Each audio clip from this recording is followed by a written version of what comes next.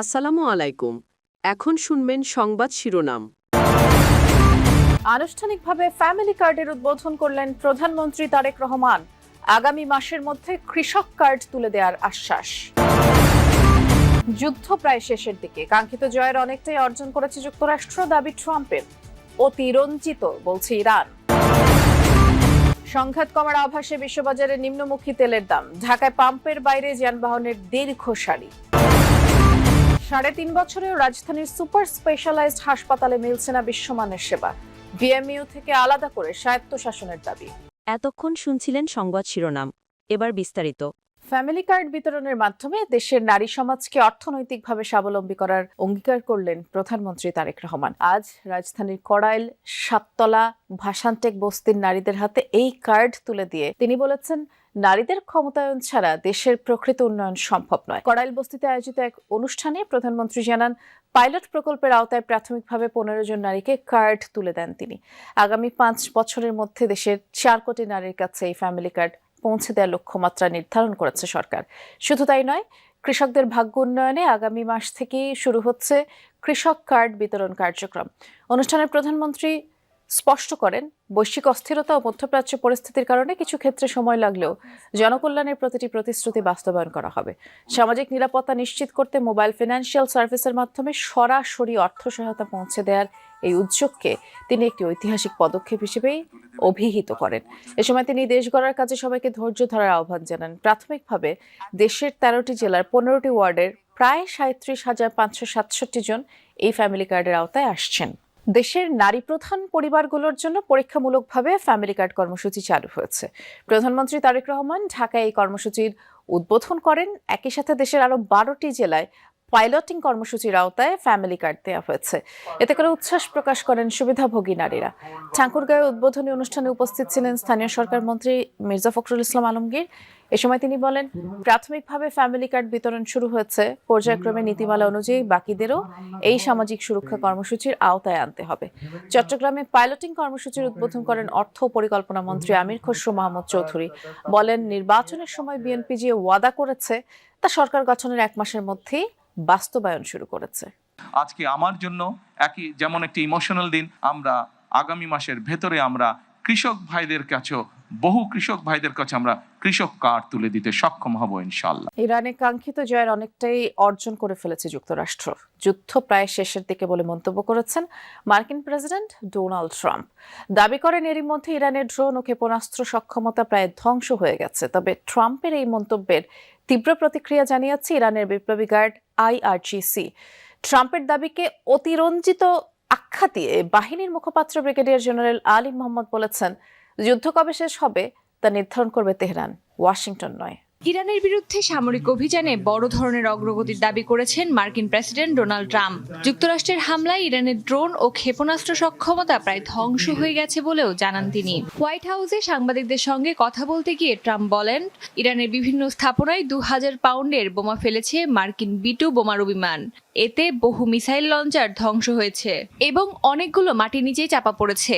Drone এবং ক্ষেপণাস্ত্র কারখানার ওপর ধারাবাহিক হামলার কথাও জানান। ট্রাম্পের দাবি, যুক্তরাষ্ট্রের হামলায় ইরানের ক্ষেপণাস্ত্র লঞ্চারের সংখ্যা 90%-এরও বেশি কমে গেছে, আর ড্রোন হামলার হার কমেছে প্রায় 83%। আমরা ইরানের কোথায় কোথায় ড্রোন তৈরি হয় সবই এখন জানি এবং একের পর এক সেগুলো ধ্বংস করা হচ্ছে। তাদের মিসাইল লঞ্চার 90%-এর বেশি ধ্বংস হয়ে গেছে। ড্রোন হামলাও প্রায় পুরোপুরি কমে গেছে। তবে যুদ্ধক্ষেত্রে বিপর্যস্ত হয়ে নিজেদের সামরিক অর্জনকে অতিরঞ্জন করছেন মার্কিন প্রেসিডেন্ট, এমন মন্তব্য করেছেন ইরানের বিপ্লবী গার্ডের মুখপাত্র ব্রিগেডিয়ার জেনারেল আলী মোহাম্মদ। ইরানের মিসাইল সক্ষমতা ধ্বংস হয়েছে, যুক্তরাষ্ট্রের এমন দাবিও প্রত্যাখ্যান করেন তিনি। আমরা জানি আপনাদের গোলাবারুদ শেষ হয়ে আসছে, তাই যুদ্ধ থেকে মান সম্মান নিয়ে পালানোর পথ খুঁজছেন। মার্কিন জনগণকে কেন সত্যটা জানাচ্ছেন না? ট্রাম্প তার দেশের মানুষকে জানাতে চান না যে পারস্য উপসাগরে তাদের সব সামরিক অবকাঠামো ধ্বংস হয়েছে। হরমুজ প্রণালী দিয়ে 1 লিটার তেলও সরবরাহ করতে দেবেন না ইরান, এমন হুঁশিয়ারিও দেন IRGC মুখপাত্র। যুদ্ধ শুরুর পর সবচেয়ে ভাজো রাজধানীতে জ্বালানি তেলের সংকট রয়েছে।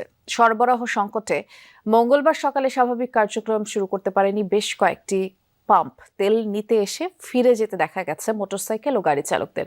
তবে কার্যক্রম চালু রাখা পাম্পগুলো তেল দিচ্ছে সরকারি নির্দেশনা মেনে। তেজগাঁয়ের ট্রাস্ট ফিলিং স্টেশনে দেখা যায় যানবাহনের দীর্ঘ সারি 1.5 থেকে 2 ঘন্টা অপেক্ষার পর কাঙ্ক্ষিত জ্বালানি মিলছে। চালকরা বলছেন এই ভোগান্তি নিরসনে সরকারকে কার্যকর উদ্যোগ নিতে হবে। কেউ কেউ তেল অবৈধভাবে মজুত করছে বলেও অভিযোগ ছিল তাদের।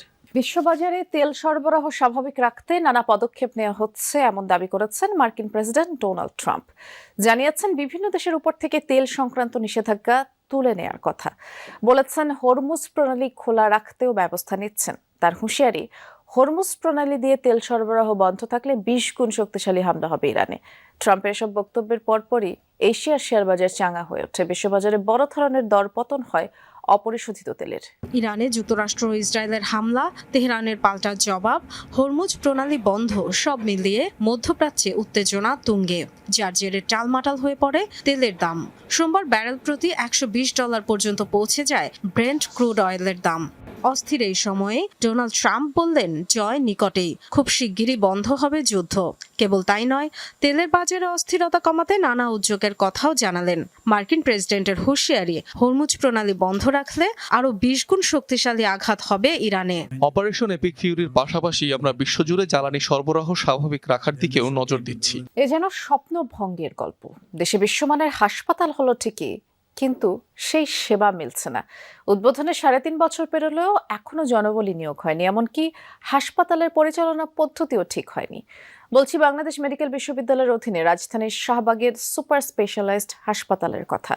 বিশেষজ্ঞরা বলছেন বিশ্ববিদ্যালয় থেকে আলাদা না করলে সমস্যার সমাধান হবে না। নান্দনিক স্থাপত্য আর বিশ্বমানের চিকিৎসা সুবিধা নিয়ে প্রস্তুত এক হাসপাতাল, নাম সুপার স্পেশালাইজড, যা বাংলাদেশ মেডিকেল বিশ্ববিদ্যালয়ের অধীনে। সিঙ্গাপুরের একটি হাসপাতালের আদলেই তৈরি হয়েছে এটি। ব্যয় হয়েছে 1,500 কোটি টাকার বেশি। হাসপাতালের আউটডোরে কিছু রোগী আসে, আর ভর্তি রোগীও একেবারে কম। 758 শয্যার হাসপাতালে রোগী ভর্তি 50 জনের মতো। 100 শয্যার আইসিইউতে রোগী আছে মাত্র 18টিতে, অথচ অন্য হাসপাতালে আইসিইউ বেড পাওয়া যেন ভাগ্যের ব্যাপার। এটি একটি ভিভিআইপি কেবিন। এর পাশে এমন আরও একটি ভিভিআইপি কেবিন আছে। এটি বাংলাদেশের একমাত্র সরকারি হাসপাতাল যেখানে 2টি ভিভিআইপি কেবিন আলাদা করে বানানো হয়েছে প্রধানমন্ত্রী এবং রাষ্ট্রপতির চিকিৎসা নেওয়ার জন্য। এখানে অত্যাধুনিক নানান সুযোগ সুবিধা আছে, কিন্তু উদ্বোধনের পর থেকে নিয়ে এ পর্যন্ত এই কেবিন দুটিতে রাষ্ট্রের শীর্ষ ব্যক্তিদের কেউই চিকিৎসা নিতে আসেননি। প্রতিদিন সামান্য কিছু পরীক্ষা নিরীক্ষা হয় ল্যাবে। প্রায় অলস পড়ে আছে শত কোটি টাকার যন্ত্রপাতি। এসি নষ্ট, চলছে ফ্যান, তেমন কাজে আসছে না 14টি অপারেশন থিয়েটার। কথা ছিল এটি হবে সরকারি কর্পোরেট হাসপাতাল, চলবে একজন প্রধান নির্বাহীর অধীনে, বেতন কাঠামো আলাদা, প্রাইভেট প্র্যাকটিস করতে পারবেন না চিকিৎসকেরা। কিন্তু বিশ্ববিদ্যালয় সিন্ডিকেট এই প্রস্তাব পাশ করেনি। পরিচালনা পদ্ধতি